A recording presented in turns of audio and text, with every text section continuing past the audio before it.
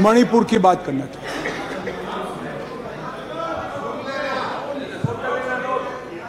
भाई थोड़ी देर मान्यवर, अब मैं इस सदन में मणिपुर की बात करना चाहता हूं।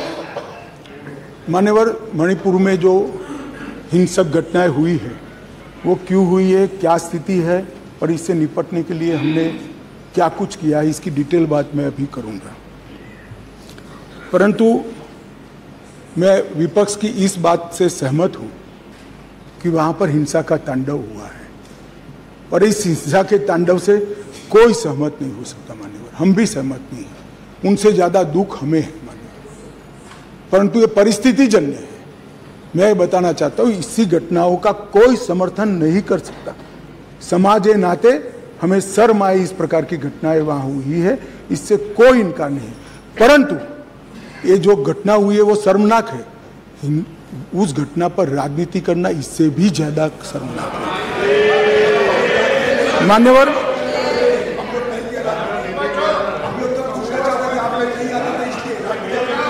मैं बताता हूं,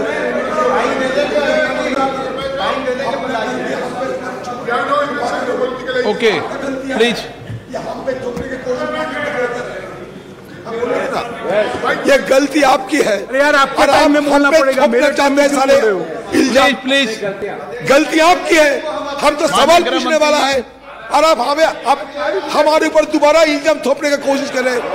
सियासत तो आप कर रहे हैं, हम कहाँ सियासत किए? प्रधानमंत्री गए नहीं, प्रधानमंत्री जी की उपस्थिति।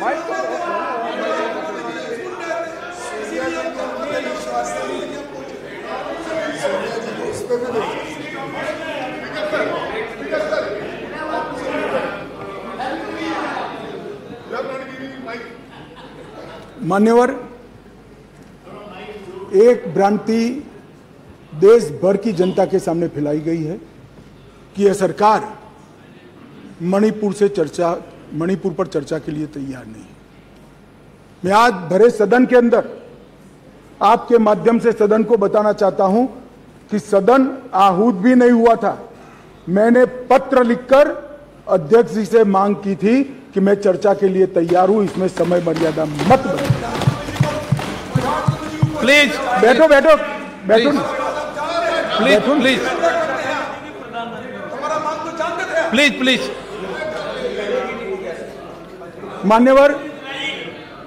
मान्यवर, मैं डे 1 से चर्चा के लिए तैयार था, मगर वो चर्चा नहीं चाहते, उनको विरोध करना था। और मैं कहना चाहता हूं, मेरी चर्चा से संतुष्ट न होते तो फिर कहते प्रधानमंत्री करें, प्रधानमंत्री विचार भी करते। मगर आप सदन में चर्चा ही न होने दो, मणिपुर जैसे महत्वपूर्ण मुद्दे पर गृह मंत्री को अपना पक्ष न रखने दे। किस प्रकार की डेमोक्रेटिक व्यवस्था चाहते हैं माननीय? और क्या आप सोचते हो कि शोर शराबा कर आप मुझे चुप कर दोगे? आप चुप नहीं कर सकते हो। 130 करोड़ की जनता ने हमें चुनकर यहां भेजा है, हमें सुनना पड़ेगा। आप चुप नहीं कर सकते हो मान्यवर। मैं आज बताना चाहता हूं और बड़ी संवेदना के साथ आपके माध्यम से इस देश के 130 करोड़ लोगों के सामने मणिपुर की हालिया हिंसा क्यों हुई है और क्या चल रहा है और सरकार ने क्या उपाय किए, ये भी बताना चाहता हूं मान्यवर। मैं पास्ट में मणिपुर में क्या हुआ ये भी बताऊंगा। अब मैं जब बताऊंगा तब ये कहेंगे कि पुरानी बातों को हमें सुनाने के लिए कह रहे हो। ना जी, मैं संवेदनशील आदमी हूं मान्यवर, मैं पुरानी बातों को राजनीतिक हिसाब किताब के लिए नहीं सुना रहा। इसलिए नहीं सुना रहा कि आपके समय में भी हुआ था, हमारे समय में भी हुआ, होता है का अप्रोच हमारा नहीं है, ये यूपीए का अप्रोच है मान्यवर। हमारा अप्रोच होता है का नहीं है, हम टॉलरेट नहीं कर सकते। मैं पुरानी हिंसाओं को इसलिए बताना चाहता हूं कि मणिपुर की नस्लीय हिंसाओं के स्वभाव को जनता ने जानना पड़ेगा। नस्लीय हिंसा मणिपुर में जब जब होती है तब किस प्रकार से होती है वो भी जानना पड़ेगा। इसलिए मैं पुरानी हिंसाओं को भी रखूंगा। आपके मन में ये भ्रांति न हो, ये सवाल ना आए कि पुराना क्यों बता रहे। मान्यवर, 6 साल से करीब 6.5 साल से मणिपुर में भारतीय जनता पार्टी की सरकार है। मणिपुर में भारतीय जनता पार्टी सरकार बनी तब से 3 मई तक एक भी दिन कर्फ्यू नहीं डालना पड़ा। मैं मेरी बात आग्रह के साथ कहना चाहता हूं, मणिपुर में भारतीय जनता पार्टी की सरकार के 6 साल पूरे हो गए। 6 साल में मणिपुर में एक भी दिन कर्फ्यू नहीं डालना पड़ा। मणिपुर के अंदर एक भी दिन बंद नहीं रहा। मणिपुर के अंदर एक भी दिन ब्लॉकेड नहीं हुआ और उग्रवादी हिंसा लगभग समाप्त हो गई। ये 6 साल का भारतीय जनता पार्टी के शासन का इतिहास था। 2021 में हमारे देश की पड़ोस में म्यांमार में सत्ता परिवर्तन हुआ और म्यांमार में वहां पर मिलिट्री का शासन आया, डेमोक्रेटिक सरकार गिर गई और वहां पर एक कुकी डेमोक्रेटिक फ्रंट है, इसने लोकतंत्र के लिए आंदोलन चालू करा। जब कुकी डेमोक्रेटिक फ्रंट ने लोकतंत्र के लिए आंदोलन चालू करा, वहां की मिलिट्री शासन ने इन पर कड़ाई करना शुरू की, दबिश बनाना शुरू की और चूंकि म्यांमार की बॉर्डर फ्री बॉर्डर है मान्यवर, वहां फेंसिंग नहीं है और आज से नहीं, आजाद हुए तब से नहीं है, फेंसिंग नहीं है। तो बहुत बड़ी मात्रा में मिजोरम और मणिपुर के अंदर कुकी भाइयों का वहां शरणार्थी नाते यहां आना शुरू हुआ। मैं इसलिए कहना चाहता हूं मान्यवर, क्योंकि उनका झगड़ा मणिपुर की मिलिट्री से था और दबिश शुरू हुई इसलिए आया। अरे म्यांमार की मिलिट्री से था और दबिश शुरू हुई इसलिए वो यहाँ पर आए। मान्यवर, हजारों की संख्या में कुकीज आदिवासी भाई यहाँ आना शुरू हो गए और परिवार बसने लगे। कहाँ बसेंगे? तो जंगल में बसने लगे और एक प्रकार से मणिपुर के बाकी हिस्सों में एक असुरक्षा की भावना हुई कि हमारी जनसांख्यिकी बदल जाएगी। हमने उसको देखा। उसी वक्त मान्यवर हमने गृह मंत्रालय में 2022 में निर्णय किया कि अब ये बॉर्डर को खुला नहीं कर सकते, बॉर्डर बनानी पड़ेगी, फेंसिंग करनी पड़ेगी। हमने 10 किलोमीटर फेंसिंग पूरी कर दी है, 60 किलोमीटर का काम चालू है और 600 किलोमीटर का सर्वे चालू है। आपने 2014 तक कभी फेंसिंग नहीं की। हमने दूरंदेशी से 30 में दंगे हुए, 21 में ही फेंसिंग का काम शुरू कर दिया था। 10 किलोमीटर ट्रायल फेंसिंग बन चुकी है, 60 किलोमीटर का काम चालू है और 600 किलोमीटर का सर्वे बाकी, जिससे ये घुसपैठ को रोका जा सके। फिर एक अनरेस्ट खड़ा होने लगा क्योंकि वहां जनसांख्यिकी बहुत निर्णायक होती है मान्यवर। घाटी में कुकी भाई रहते हैं, पहाड़ पर ट्राइबल भाई रहते हैं, तो उनके घाटी में मतई रहते हैं और पहाड़ पर कुकी और नागा ट्राइबल भाई रहते हैं।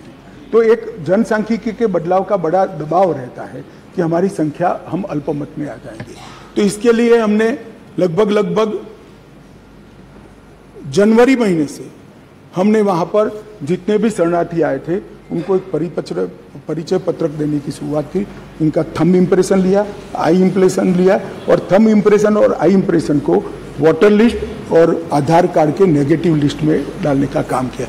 ऐसा नहीं है मान्यवर कि यहाँ गृह मंत्रालय के कंट्रोल रूम में कोई आंख मूंद कर हुआ।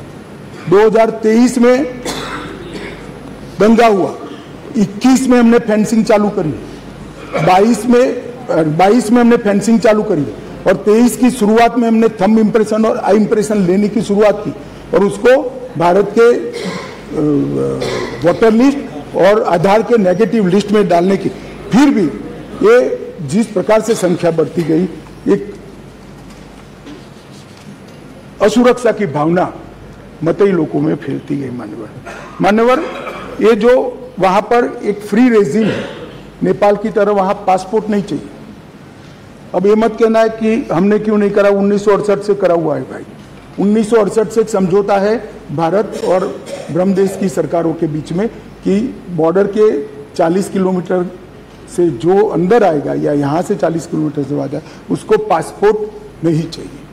ये समझौता है, किसी को रोकना भी असंभव था। और इतने हजारों किलोमीटर की बॉर्डर में बाढ़ भी नहीं लगी थी, फेंसिंग भी नहीं थी, तो संख्या बढ़ती गई और असुरक्षा बढ़ती गई। इतने में एक अफवाह फैल गई 29 तारीख अप्रैल को कि 58 ये वसाहतें जो थी शरणार्थियों की, उसको गांव घोषित कर दिया गया।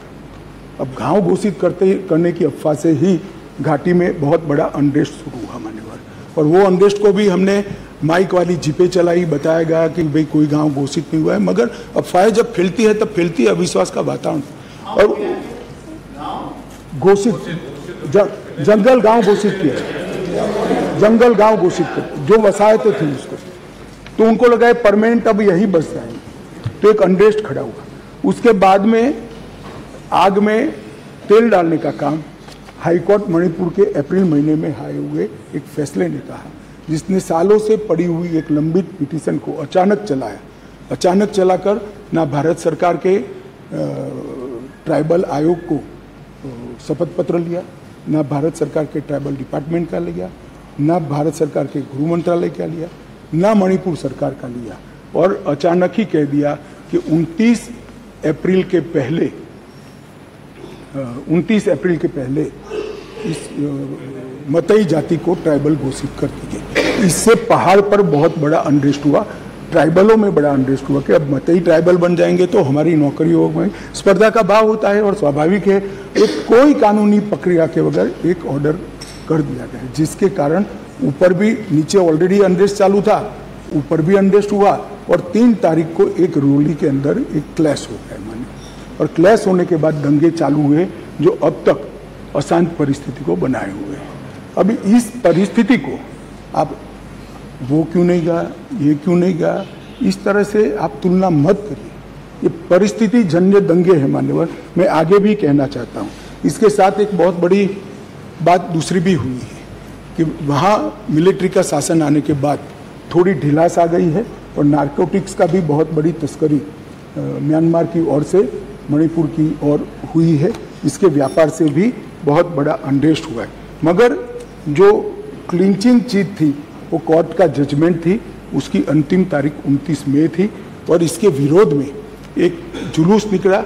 जुलूस में दोनों ग्रुपों के बीच में भिड़ंत हुई, और देखते देखते घाटी में और पहाड़ पर दोनों जगह एक दूसरे पर हमले करना, हिंसा करना शुरू हो गया। मान्यवर, अब 2 सवाल हैं कि हिंसा शुरू करने के बाद क्या किया, मैं उस पर बाद में जाता हूँ। इतनी ही शांति से बताऊंगा, कोई जरा भी मन में, मैं कि कोई किसी चीज़ से भागना नहीं चाहता, भागना मेरा स्वभाव ही नहीं है भाई, मैं किसी भी चीज़ से भागना नहीं, मगर मणिपुर की नस्लीय हिंसाओं के इतिहास को समझना पड़ेगा। 1993 में श्री पीवी नरसिम्हा राव जी प्रधानमंत्री थे, राजकुमार दोरेंद्र सिंह कांग्रेस के नेता मुख्यमंत्री थे, और नागा कुकी संघर्ष हुआ। नागा कुकी भी नस्लीय हिंसा थी मंजूर, और उस वक्त 750 लोग मारे गए, 200 लोग घायल हुए, 45,000 लोग शरणार्थी थे, और 1.5 साल तक ये हिंसा अविरत रूप से चलती रही। अब ये कहते हैं प्रधानमंत्री जी क्यों नहीं बोले, भाई 700 लोग मारे गए थे, 200 लोग घायल हुए, 45,000 लोग शरणार्थी बने। आपको मालूम है जवाब किसने दिया मान्यवर? इनको मालूम है जवाब किसने दिया? MOS राजेश पायलट ने। और मुझे नहीं बोलने देते मान्यवर। इतनी जघन्य घटना हुई, भारत सरकार से किसी ने मुलाकात की क्या था? ट्राइबल मिनिस्टर गया? ना जी। समाज कल्याण विभाग के मंत्री गए? ना जी। होम मिनिस्टर का question does not arise. MOS गए? ना जी। और ये पूछते हैं हमें कि प्रधानमंत्री क्यों नहीं गए? अरे भाई, आप जरा देखिए कि नस्लीय हिंसाओं का इतिहास, मैं पूरा बताता हूं इतिहास, मुझे जल्दबाजी नहीं है, बड़ा महत्वपूर्ण मुद्दा है, मुझे पूरा बताना है इतिहास। संसद के अंदर विपक्ष बोलते बोलते थक गया, गृह मंत्री जवाब देने के लिए खड़े नहीं हुए, MOS ने जवाब दिया मान्यवर, और ये लोग प्रधानमंत्री जवाब दे वो मांग से पूरा पार्लियामेंट होल्ड करे हुए। मान्यवर, 1993 में दूसरी बार संघर्ष हुआ, मतई पंगल संघर्ष हुआ, 100 लोग मारे गए, वो भी 1 साल तक चला, और राज्यसभा में गृह मंत्री ने जवाब दिया, बस, लोकसभा में नहीं। और ये कह रहे हैं प्रधानमंत्री जवाब दे। मुलाकात की? किसी ने नहीं की, ना गृह मंत्री ने, ना MOS ने, किसी ने नहीं की। फिर इंदर कुमार गुजराल आए 97-98 में, कुकी पाइते संघर्ष हुआ, 350 लोग मारे गए, 1 साल तक संघर्ष चला, ये भी नस्लीय हिंसा है। मैं टेररिज्म की घटनाएं नहीं गिना रहा, नस्लीय हिंसा समझा रहा हूं। 1 साल तक चला, चर्चा ही नहीं हुई, स्टेटमेंट भी नहीं हुआ, सवाल भी सारे खारिज कर दिए गए, और ये कहते हैं प्रधानमंत्री जवाब दे। और मैं डे वन से कह रहा हूं मान्यवर, मैं जवाब देने के लिए तैयार हूं, मेरी ड्यूटी है, मैं देश के प्रति जवाबदेह हूं, संसद के प्रति जवाबदेह हूं, विपक्ष के प्रति भी जवाबदेह हूं, मैं आपको जवाब देने के लिए। मुझे बोलने नहीं देते हैं, ये किस प्रकार का लोकतंत्र है मान्यवर? तो अब तो बोलने ही दोगे, अब तो बोलने ही दोगे दादा। मैं पहले की बात कर रहा हूं, पहले की बात कर रहा हूं। और हमारे गोगाई जी कहते हैं मौन तोड़ने के लिए लाया गया। अरे भाई, मौन रखने वाले तो हार गए और वहां बैठ गए, हम तो बोलने वाले हैं, जवाब देने वाले हैं। हम मौन नहीं रखते, मौन आप रखते हैं। हमें कुछ नहीं छुपाना, हमारा कोई आदमी इसमें इन्वॉल्व नहीं है। मैं नाम बोलना नहीं चाहता, गृह मंत्रालय के रिकॉर्ड पर नेताओं के नाम है। सुनना है तो बता दूं, आप खड़े होकर कह दो बताओ तो मैं बता देता हूं। नाम सुनना है,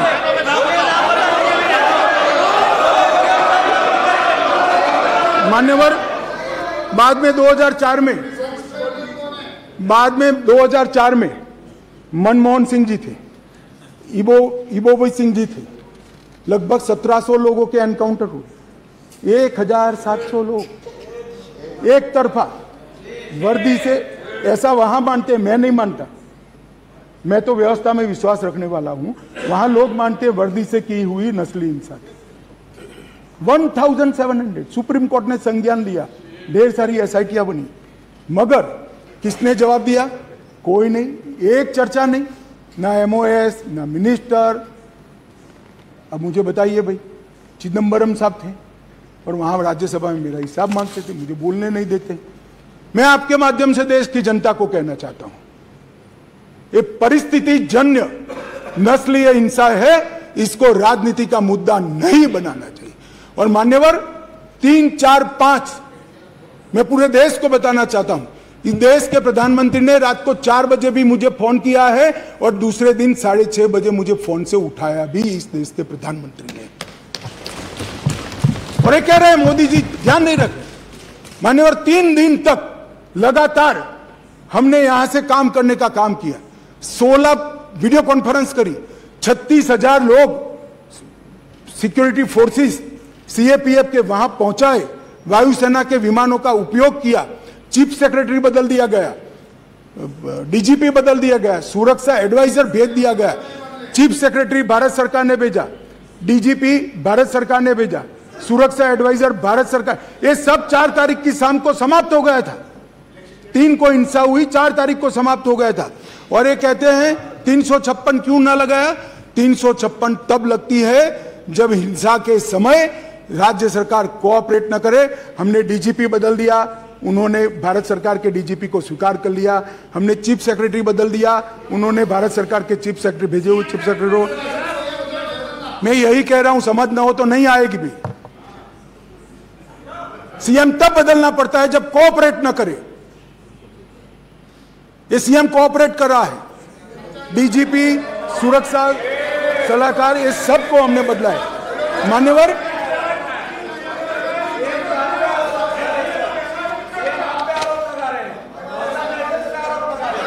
भाई बैठ जाओ यार। कृपया आप इतनी चिंता करो कि मैं आसाम पर न जाऊं। मान्यवर